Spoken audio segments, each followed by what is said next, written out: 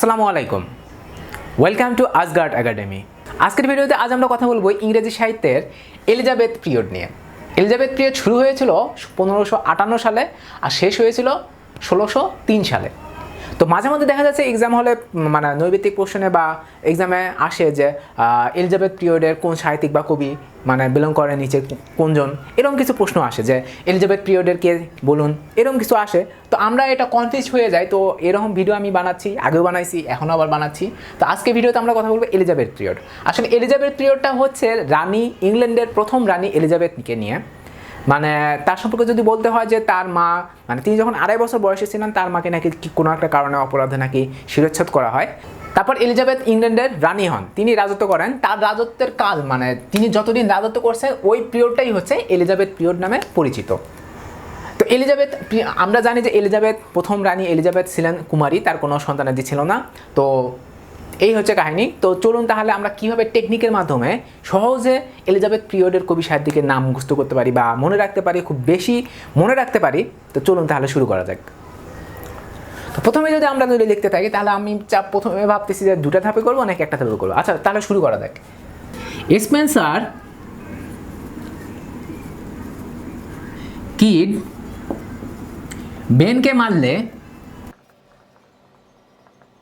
তার বড় ভাই বেকন তাদের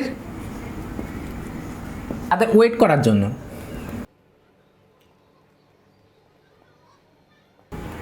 আরো চাপ দেয়। এখন যদি এখানে আমরা দেখি, প্রথম এটা দিয়ে আগে শিখি। তো এখান থেকে আমরা যদি বের করতে চাই তাহলে কি কি আসতে পারে, যেমন ধরুন স্পেন্সার কিড বেন মারলে বড় ভাইকে বেকন, তারপর ওয়েট আরও চাপ। তো আমরা যদি এখান থেকে যদি আমরা বের করতে চাই তাহলে প্রথম আমরা তাহলে দেখি কি হয়। স্পেন্সার মিন করতেছে এডমন্ড স্পেন্সার। তারপর 2 নম্বরে হচ্ছে কিড। এই কিড থেকে আমরা তাহলে বের করতে পারি থমাস কিড।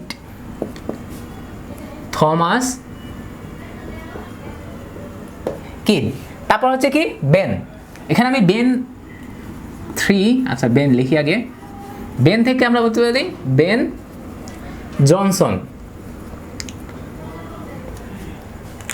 এই বেন জনসন হচ্ছে একজন মানুষ যাকে কিনা বলা হয় ফাদার অফ কমেডি অফ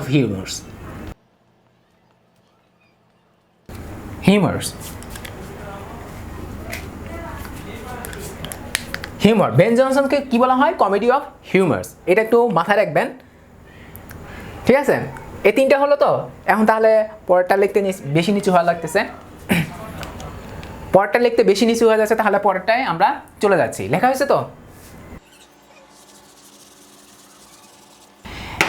এখন পরে 4 নাম্বারটা হলো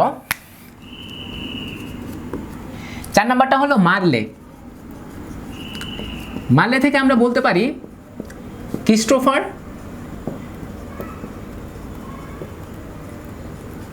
মারলো, ঠিক আছে? ক্রিস্টোফার মারলো হচ্ছে ফাদার অফ ট্র্যাজেডি। তাকে বলা হয় ফাদার অফ ট্র্যাজেডি।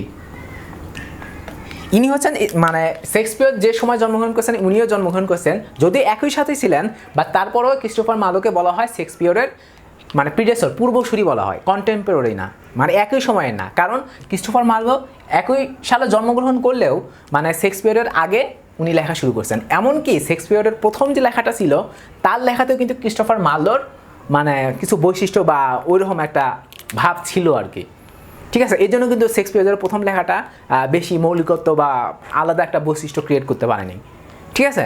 তারপর হচ্ছে 5 নাম্বারে যদি বলি, 5 নাম্বার হচ্ছে তার বড় ভাই হচ্ছে বেকন থেকে আমরা হয়তো অনেকেই বুঝে গেছি ফ্রান্সিস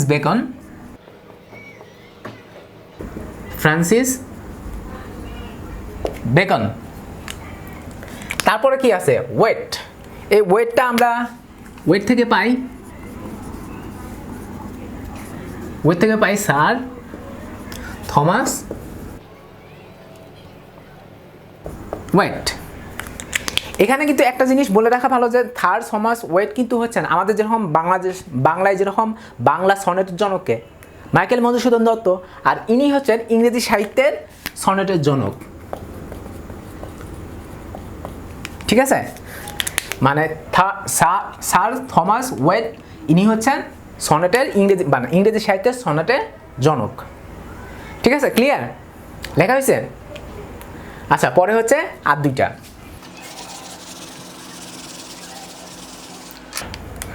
আচ্ছা, এখানে পরে হচ্ছে এটা কয় নাম্বার? 7 নাম্বার।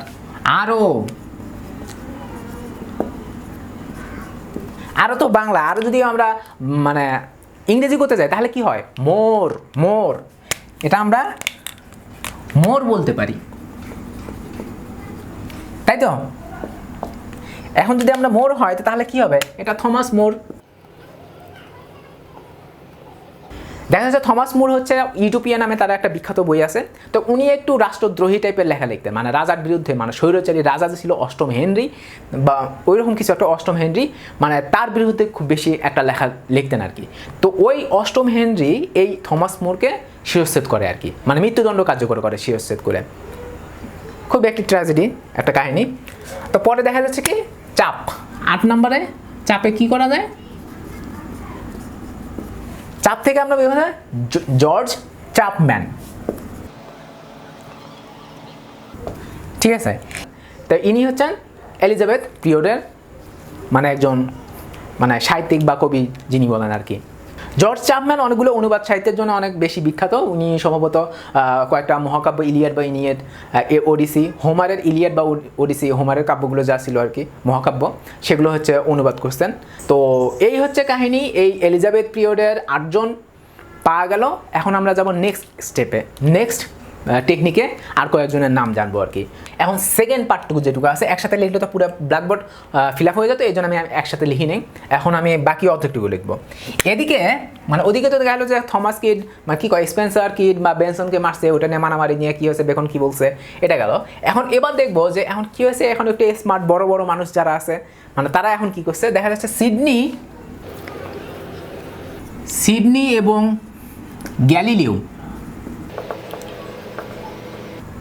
গ্যালিলিও নিকোলোয়ের ওয়েবসাইটে, নিকোলো নামে একজন ইয়ে আছে বা ধরেন কোনো একটা, নিকোলোয়ের ওয়েবসাইটে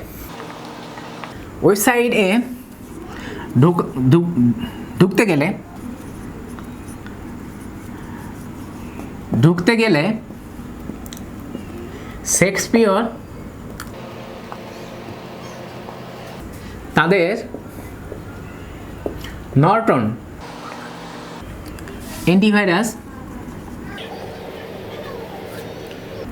ইনস্টল করতে বলে। তো এই হচ্ছে সেকেন্ড পার্ট এলিজাবেথ পিরিয়ডের মানে কবি সাহিত্যিকদের চেনার জন্য সেকেন্ড পার্ট। তো এখান থেকে আমরা কী কী পেতে পারি?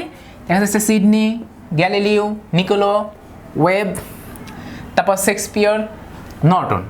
তো এখান থেকে যদি আমরা একটা একটা করে যদি বের করতে যাই তাহলে কী কী আসে? প্রথমে হচ্ছে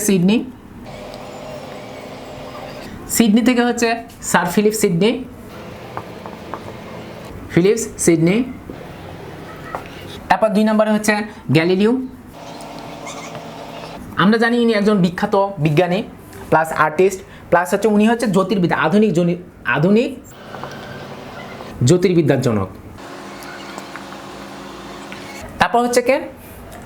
নিকোলো, 3 নাম্বার। নিকোলো, এই নিকোলো থেকে 2 জনের নাম, মানে এই নিকোলো থেকে 2 জনের নাম বের করা যায়। একটা হলো নিকোলো ম্যাকিয়াভেলি,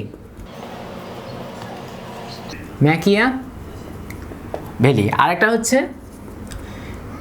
নিকোলাস ইউডাল। ঠিক আছে, নিকোলো থেকে 2 জনের নাম বের হচ্ছে, নিকোলো ম্যাকিয়াভেলি, নিকোলাস ইউডাল। মনে থাকবে তো? আচ্ছা, 4 জনের নাম বের হলো। এখন পরে আছে যে কয়টা আমরা বের করতে থাকি, ঠিক না? ঘেমে যাচ্ছি খুব। লেখা হয়েছে তো? আচ্ছা, এবার আমাদের কাছে আছে ওয়েবসাইট। ওয়েবসাইটের কি আসবে? ওখানে 3টে গেছে বা 4টে গেছে, এখন হচ্ছে 4 নম্বর। ওয়েব থেকে হচ্ছে জন ওয়েবস্টার।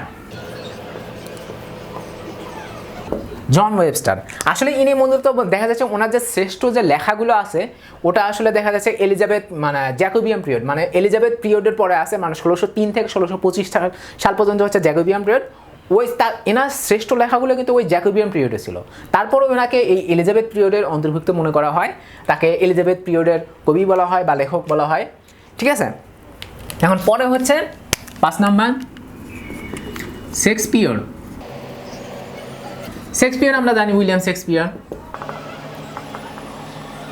উইলিয়াম শেক্সপিয়র যাকে আমরা কিনা চিনি যে মানে ইংরেজি সাহিত্যে গ্রেট ড্রামাটিস্ট, মানে গ্রেটেস্ট ড্রামাটিস্ট বলা যায়, মানে greatest dramatist of all time, মানে যত জীবন আছে মানে সর্বকালের সেরা ড্রামাটিস্ট হলেন উইলিয়াম শেক্সপিয়র। তার সম্পর্কে আমরা হয়তো বিস্তারিত পরের কোনো ভিডিওতে আলোচনা করব। তো পরের জন্য হচ্ছে কি নর্টন। 6 নর্টন। নর্টনে কি হয়েছে? Thomas Norton. এই হচ্ছে মানে এলিজাবেথ পিরিয়ডের মানে যত শত কবি সাহিত্যিকের নাম আছে এই দুটা টেকনিকে, মানে একটা টেকনিকই ছিল জাস্ট খালি দুটা আলাদা করে করার লাগলো, কারণ ব্ল্যাকবোর্ডে মানে হোয়াইট বোর্ডে এটা আঁটবে না আর কি, মানে ধরবে না বলে আমাকে আলাদাভাবে করার লাগলো। এই হচ্ছে কাহিনী। তো আশা করি ভবিষ্যতে যদি কখনো মানে এলিজাবেথ পিরিয়ড থেকে যদি কোনো কোশ্চেন আসে কোনো পরীক্ষায়, যে কোনো পরীক্ষায় যদি আসে, আশা করি আপনারা সবাই পারবেন। তো কেমন লাগলো ভিডিওটা? যদি ভালো লাগে তাহলে লাইক করেন, কমেন্ট করেন, বন্ধুদের সাথে শেয়ার করেন, আর যদি প্রথম হন তাহলে সাবস্ক্রাইব করেন। আর কমেন্টে আমাকে জানিয়ে দিতে পারেন যে কী কী ইমপ্রুভ করা যায়, আর কী কী বিষয়ে ভিডিও বানানো যায়। যেহেতু প্রথম থেকে শুরু করছি, কারণ চ্যানেলটা পুরো নতুন, সব কিছু আমার একাই সামলাতে হচ্ছে আপাতত। সো আশা করি আপনারা আমায় হেল্প করবেন, উৎসাহ দেবেন। আপনাদের উৎসাহে হয়তো আমি আরও ভালো কিছু করার ইন্সপিরেশন পাবো, আর আমার পড়াশোনাও হবে, আপনাদের পড়াশোনাও হবে। That's it. দেখা হবে নেক্সট কোনো ভিডিওতে। আল্লাহ হাফেজ।